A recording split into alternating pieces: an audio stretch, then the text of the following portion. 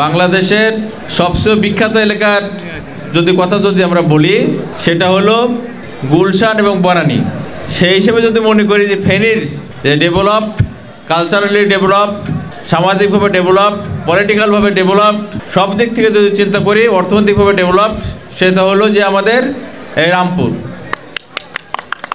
তা আমি ফেনীতে আসার পরেই কিন্তু শুনেছি যে রামপুরের কথা। রামপুর আর এক জায়গার কথা সেটা হচ্ছে মাস্টারপাড়া। তাহলে আপনারা মাস্টারপাড়ার যুগে কেমন ছিল সারা দেশবাসী জানে কিন্তু তাহলে রামপুরের সময় আপনি যে বিষয়টা আমি বলছি কিন্তু এটা খেয়াল রাখতে হবে, কারণ রামপুরে বেশি মানুষ বসবাস করে কি বিএনপি লোকজন বেশি বসবাস করে, ঠিক না? ঠিক।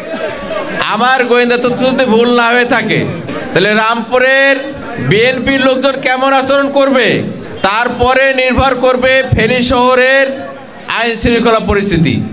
তাহলে যেহেতু রামপুরে কালচারালি রেস্ট, সামাজিকভাবে রেস্ট, অর্থনৈতিকভাবে রেস্ট, রাজনৈতিকভাবে রেস্ট, মন মানসিকতার দিক থেকে সেই রকমভাবে উন্নত হইতে হবে।